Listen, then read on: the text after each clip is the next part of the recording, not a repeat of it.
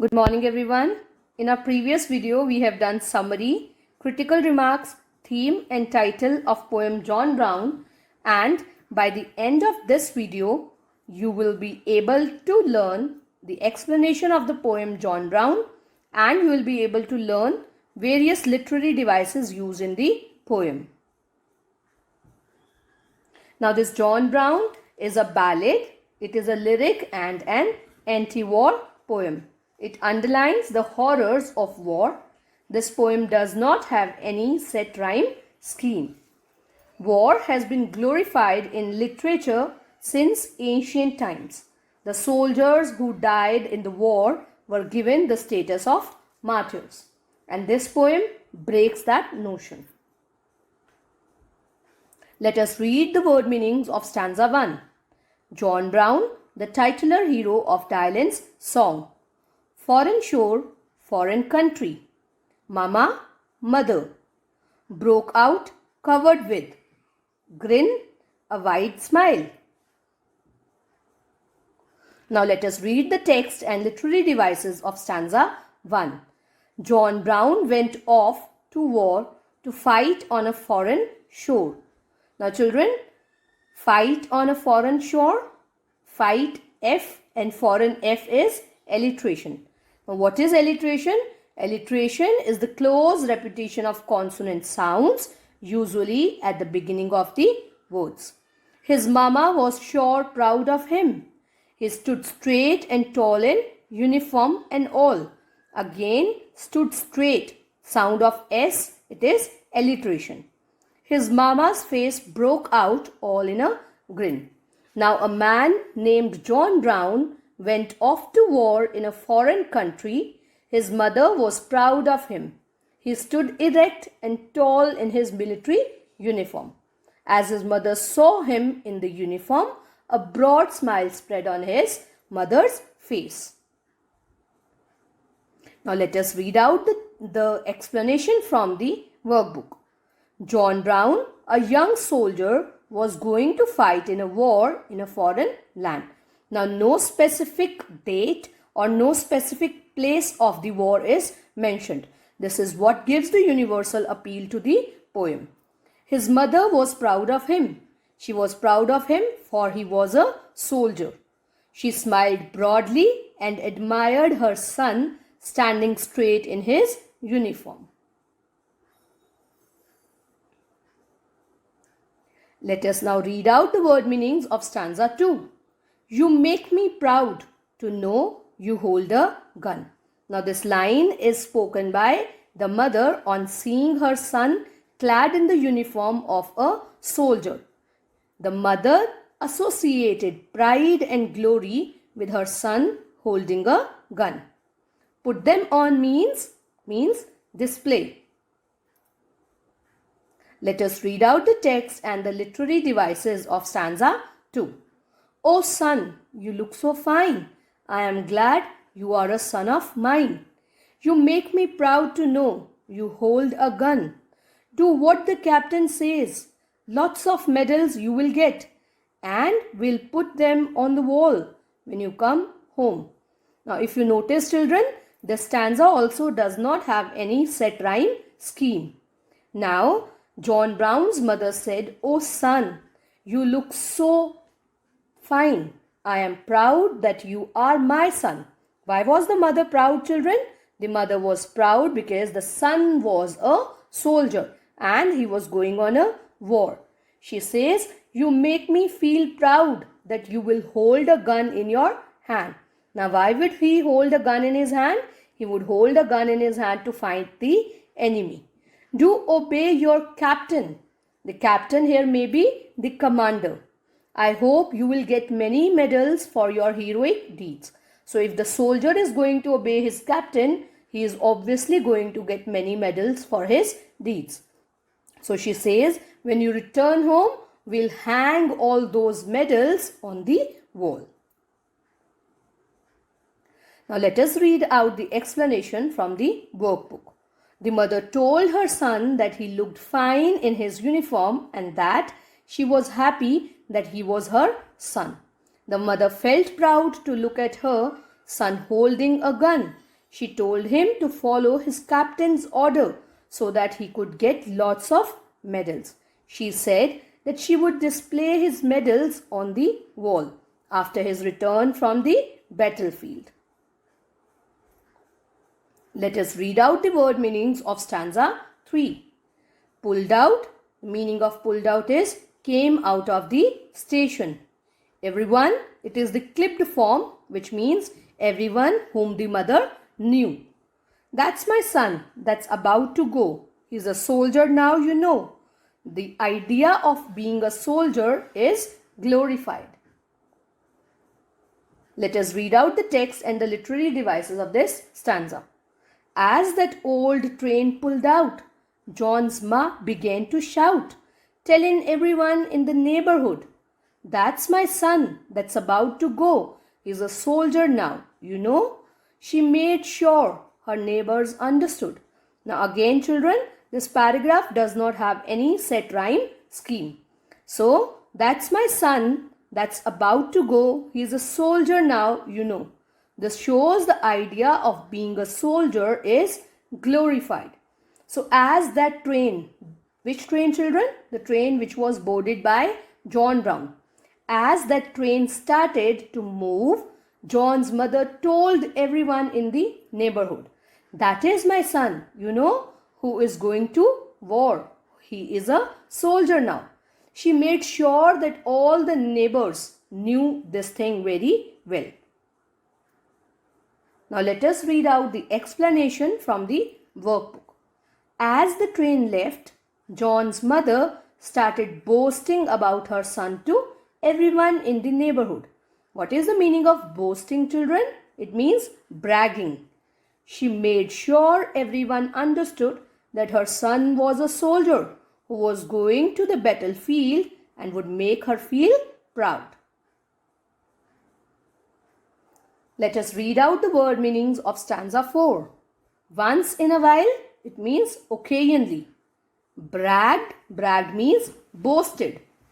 These things refer to war. Let us read out the text and the literary devices. She got a letter once in a while and her face broke into a smile as she showed them to the people from next door, and she bragged about her son with his uniform and gun. Now again, the stanza does not have any set rhyme scheme. Now the mother would receive from her son, that is John Brown, some occasional letters, and those letters would make her smile. She would show all the letters to her neighbors, and she would boast of her son's glory in the uniform. What glory? That he was a soldier who was holding a gun in his hand. And these things you called a good old-fashioned war. Just see the phrase, children, good old-fashioned war. Here with this phrase, the poet becomes sarcastic. He mocks the idea of war by calling it a good old-fashioned war which snatches a son away from his mother. Oh, good old-fashioned war. Now if you notice, children, this good old-fashioned war is repeated. This figure of speech is called repetition. The poet mocks at the idea of good old-fashioned war, which is not good at all, considering the fact that a man kills a man. Now children, what actually is repetition? It is a literary device that repeats the same words or phrases a few times to emphasize an idea. Now let us read out the explanation from the workbook. The mother smiled when her son sent her a letter. She showed her neighbors the letter while bragging about her son's uniform and achievements. What is the meaning of bragging? Bragging means boasting. Now the poet becomes even more sarcastic. He mocks the idea of the war by calling it a good old-fashioned, which takes away or snatches a son from his mother.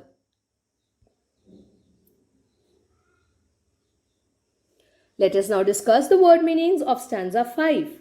Seized. stopped. Sons, son is. Let us read the text and the literary devices related to this paragraph. Then the letters ceased to come. For a long time they did not come. They ceased to come for about 10 months or more. Then a letter finally came saying, "Go down and meet the train. Your sons are coming home from the war." Now these lines, children, show us that the letter she got was not from John Brown. She got some letters from her son for some time, but after 10 months she had stopped getting any letters, and after 10 months she got one letter which obviously was not written by John Brown himself. So she received no letter from her son for over 10 months. Then suddenly she received a letter saying that she should go to the station to receive her son who was coming home from the battlefield. That the letter was not from her son was something alarming, something to be worried about. But John's mother was in her excitement. She paid no attention to the fact that the letter was not written by John Brown himself. Let us read out the explanation from the workbook. As time passed, the letters stopped coming. 10 months passed and there was no news about John. Finally, one day a letter came telling John's mother to go to the station and meet her son, who was coming home from the war. Let us now read out stanza 6, word meanings. Went right down means went at once. She could hardly believe her eyes means she, that is John Brown's mother, could not believe that it was her own son standing in front of her because he was badly wounded in the war. Let us read out the text and the literary devices. She smiled and went right down. She looked everywhere around, but she could not see her soldier's son in sight. But as all the people passed, she saw her son at last. When she did, she could hardly believe her eyes. Now, children, she smiled and wasted no time on getting the letter and immediately went to the station. She looked everywhere around, but she could not spot her son anywhere. Why couldn't she spot her son anywhere? Because she was looking for her son who was tall, who would be in his uniform holding a gun. When all the people had gone, her eyes fell upon her son, but she could hardly believe what she saw. Let us read out the explanation from the workbook. The mother smiled at the thought of seeing her soldier son, who was returning home after being victorious in the war. She went right down to the railway station and looked for her son everywhere, but she could not find him. Why she couldn't find him? Obviously, she was looking for her son who would be fit and fine. At last, when all the people moved away, she saw her son in a condition that she could not believe. What she couldn't believe? She could not believe that that man or the person who she was seeing could be her son. Let us now read out the word meanings of stanza 7. All shot up means wounded or destroyed with a cannonball.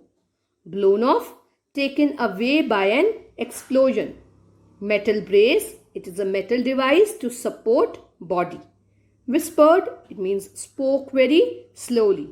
Recognize, it means to know who he is. Now let us read out the text and the literary device of this paragraph.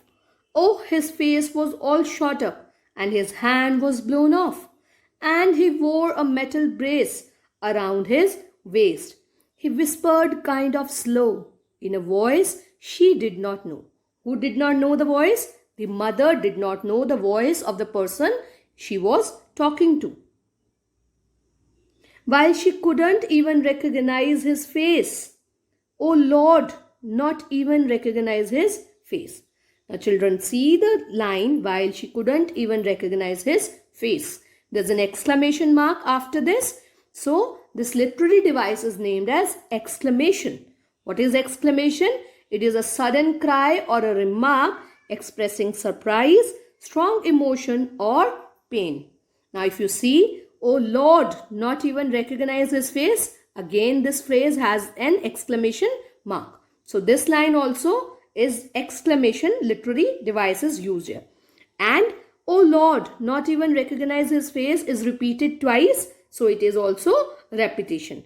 Why is the repetition done? Repetition is done to give a stress or to lay a stress on something the poet wants the reader to read. Now her son's face was greatly damaged by shooting. He had lost one of his hands. He wore a metal brace around his waist. He spoke very slowly in a manner that his mother could not recognize his voice. Even the face was so disfigured that she could not recognize his face. Let us read out the explanation from the workbook. John Brown's deplorable condition is then described. Deplorable, it means completely unacceptable. John's face was all shot up and his hand was blown off. Why was his face shot up and hand blown off? Because he was struck by a cannonball. The dark, brooding images reflect the fatal consequences of war. Fatal consequences are the deadly results of war. John Brown, who once stood straight and tall, now wore a metal brace around his waist to support himself. He slowly whispered something to his mother, but his mother neither recognized his voice nor his face. Let us read out the word meanings of stanza 8. Pray means please. He tried his best to talk, but his mouth could hardly move. Means John Brown's physical condition as a result of war did not allow him to speak. This is the literal meaning. And metaphorically, he was mentally too disturbed to speak. Turn her face away means the mother could not bear such disheartening sight, and she turned her face away. Let us read out the text and literary device of this stanza. Oh, tell me, my darling son, pray tell me what they done.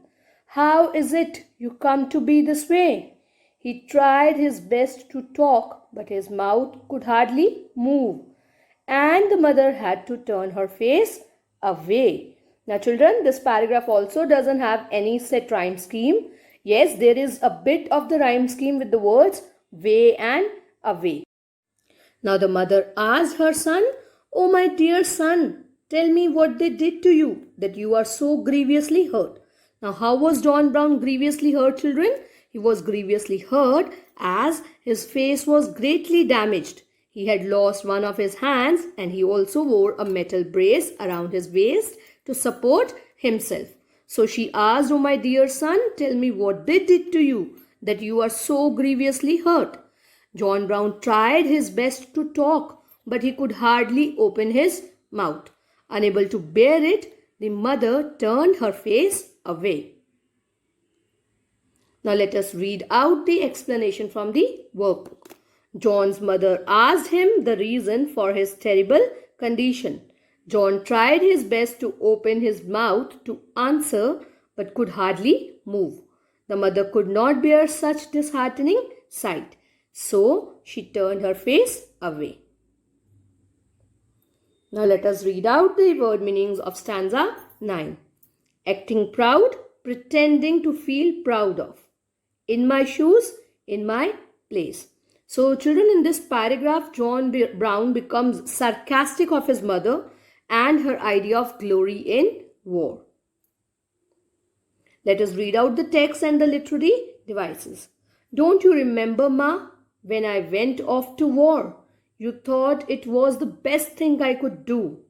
I was on the battleground. You were home acting proud. You wasn't there standing in my shoes. Now in the stanza, John Brown says, don't you remember when I went off to war? It was you who thought that it was the best thing that I could do. I was fighting in the thick of war. while you were at home pretending to be proud of the fact, since you were not in my place. Since you were not in my place means you were not in the war field battling these soldiers and getting troubled. Now let us read out the explanation of the stanza. John Brown sarcastically questioned his mother's idea of war. He asked her if she remembered the time when he was going for war and considered it as the best thing for him to be a part of the ruthless war. Word meanings of stanza 10. Scared, frightened. And I saw that his face looked just like mine. This line has a deep metaphorical reference. When John Brown looked at the face of his enemy in the battleground, he realized that he was not different from him. Both of them were made to fight for a cause, but in reality, both of them were victims of the same war. Let us read out the text and literary devices of this stanza. Now children, you will notice that the poem is in a conversational form here, right? So the use of dialogues has been made. Now what is a dialogue actually? A dialogue is a literary technique used by the writers to engage two or more characters in a conversation with one another. And what is the biggest advantage of dialogue? The advantage of a dialogue is its ability to express and explore different viewpoints in a single poem. Earlier we had read the mother's viewpoint, and now with this stanza we'll read the viewpoint of the main character, that is John Brown. So the two speakers who converse here in the poem are John Brown and his mother. Oh, and I thought when I was there, God, what am I doing here? I am trying to kill somebody or die trying. But the thing that scared me most was when my enemy came close. And I saw that his face looked just like mine. Oh Lord, just like mine. Now children, in case you see, and his face looked just like mine, oh Lord, just like mine, it is repeated twice, right? That is why it is repetition. Also, there is an exclamation mark here, so it is exclamation. Along with that, and I saw that his face looked just like mine, has a deep metaphorical reference that we had already discussed. The reference is that when John Brown looked at the face of his enemy in the battlefield, he realized that he was not different from him. Who was not different from John Brown? The other soldier whom John Brown was fighting. Both of them were made to fight for a cause, but in reality, both of them were the victims of the same war. That means both of them were going to suffer physically as well as psychologically.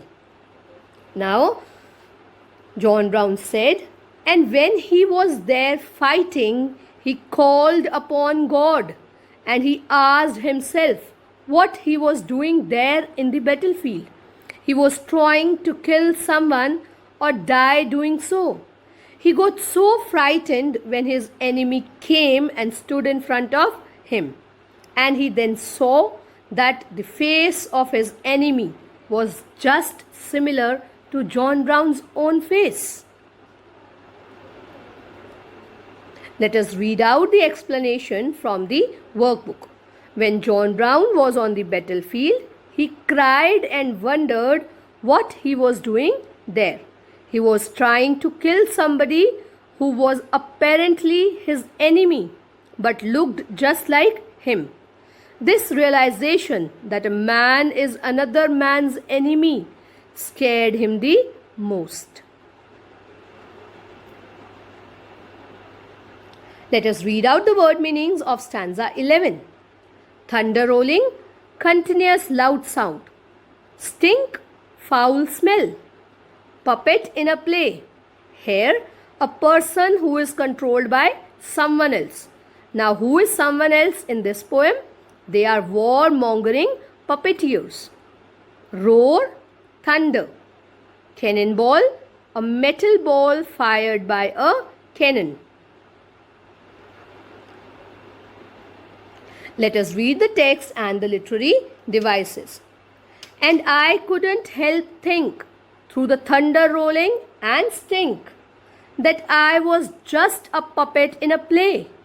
And through the roar and smoke, this string finally broke, and a cannonball blew my eyes. Now, children, if you see, puppet in a play gives the sound of P in puppet and play also P. So, this is alliteration. Now, John Brown at that time could not help thinking, in the midst of the continuous gun roar, that is the sound in the wars, and the stink, that is the foul smell. He couldn't help thinking that he was just a puppet in the show. Now, what show has been referred to? Show has been referred to war, which has been raged by warmongers. At that time, in the loud noise and smoke, he failed to play his part. Now, what was his part? His part was the play of a soldier. That means he was to kill the enemy soldier, but he failed to do so. And at that time, a cannonball took his eyes away. Let us now read out the explanation from the workbook. When John Brown was preoccupied with the thought of killing another human being, he realized that, like many others, he was just a puppet in the hands of a warmongering administration. Now, children, what is the meaning of preoccupied? Busy. It was at this contemplative moment. Contemplative moment is the moment when he was thinking that he was about to kill somebody who was of his own shape. So it was at this contemplative moment that a string finally broke and a cannonball blew his eyes. Let us discuss the word meanings of stanza 12. Shock, a sudden or violent mental or emotional disturbance. Scene, scene means seeing.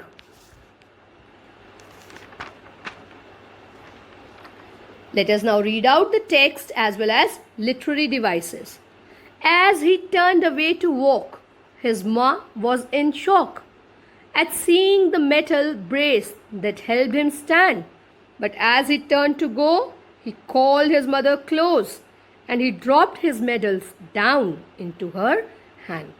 The children, dropped his medals down. Dropped is D, giving the sound of D. Medals, D, giving the sound of D. Down, D, giving the sound of D. So it is alliteration. Dropped his medals down. And he drops his medals down into her hand. Now, dropped his medals down is an important phrase. It shows by parting from his medals, John Brown makes a strong anti-war statement. John Brown turned away to walk. His mother was still in a shock. She continued to stare at the metal brace around his waist that helped him stand up. As he turned to go, he called his mother to come closer. As she did so, he dropped his medals down into her hand. Now, children, let us read out the explanation from the workbook. As John turned away, his mother was still in shock. Why was she still in shock? She was in shock to look at the condition of John Brown. She could not believe that her son was wearing a metal brace to support himself. As he turned to go, he asked his mother to come closer to him, and then he dropped his medals down into her hand. Now, this poem, children, ends with irony. Now, what is irony? Irony is a statement or expression whose intended meaning is quite the contrary to the literal meaning. That means the meaning which is given is apparently opposite to what is the real meaning. So, Bob Dylan's John Brown ends with an ironic note. The poem begins with John Brown's mother's happiness on seeing her son in the uniform of a soldier and going to a war front. She is proud of being the mother of a soldier and tells her son to bring medals after the victory. She would hang them on the wall, his medals, as a memento of his achievement in the war. Ironically, when John Brown returns after the war, his mother is so horrified to see her son's pathetic condition that she cannot believe her eyes and she turns her face away from him. The poem ends with John Brown dropping his medals into his mother's hand. But ironically, his mother stands in a shock. Taking medals from her crippled son doesn't make her happy. Now, what is ironical, children? Ironical thing is that she wanted the medals to be hung in her room for decoration. But when she gets the medal, she is not happy.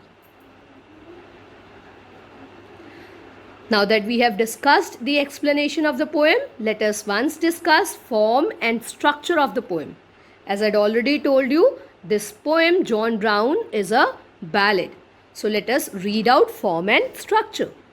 Bob Dylan's John Brown is basically a recorded song in the form of a ballad. Now, what is a ballad? A ballad is a poem or a song narrating a story in short stanzas. So, this poem also narrates the story of John Brown in 12 stanzas. The story is not set in a particular time or location. This is what gives it a universal appeal. Each stanza comprises 4 lines. There is no particular rhyme scheme, that means there is no set rhyme scheme. But there are few lines that rhyme. Some of the rhyming words are neighborhood, understood, way away, play away, stand, hand. Now for your homework, children, you will solve long question number 1A. The question is, the idea of fighting in a war and winning medals is apparently glorious, but underneath this superficial glory lies its horrors. Discuss the statement with reference to Bob Dylan's John Brown.